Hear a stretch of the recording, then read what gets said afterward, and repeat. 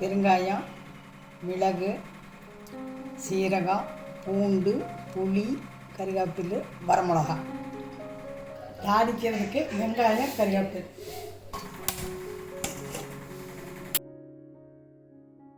தேங்காய்,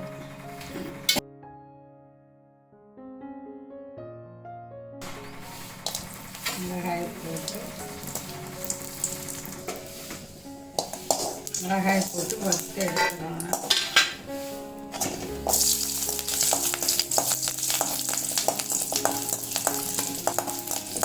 எண்ணெய்க்குள்ளே போட்டு நல்லா வதக்கிக்கணும்.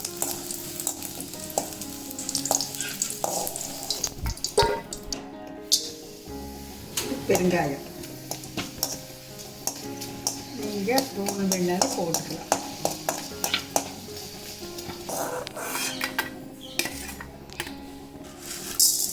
மிளகு, சீரகம்,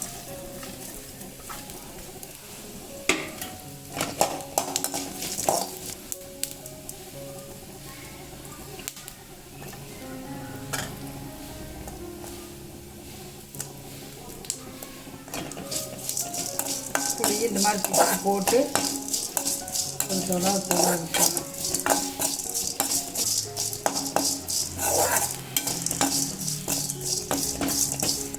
கொஞ்சம் சிம்மிலேயே வச்சு வறுத்துக்கணும். இதுக்குள்ளே போட்டுருவோம்.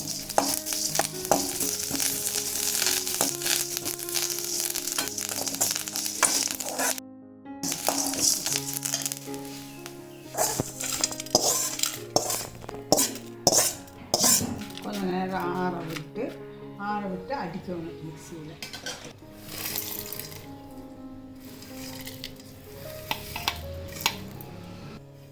அப்படியே மிக்சியில் போட்டு தண்ணி கொஞ்சம் எடுத்து நைஸாக அரைக்கணும்.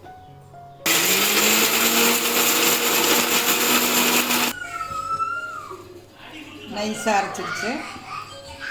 அரைச்சி வச்சதை தண்ணி ஊற்றி கலந்து வச்சுருக்குது.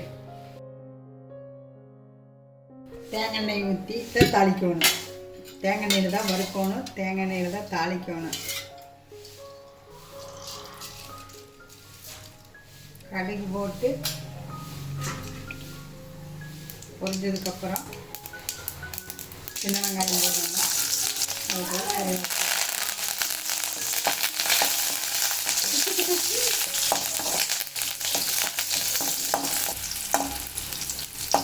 அடுத்தது நம்ம கரைச்சி வச்சிருக்கிறத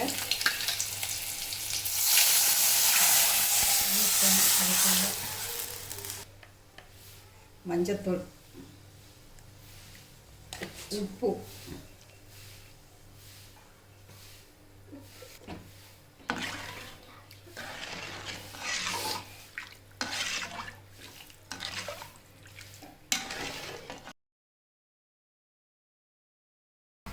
கொதிகந்தண்ணை நிறுத்திடுவாங்க. ஒரு பாத்திரத்துக்கு மாற்றிடுவாங்க. அவ்வளோதான். மிளகு ரசம் தயார்.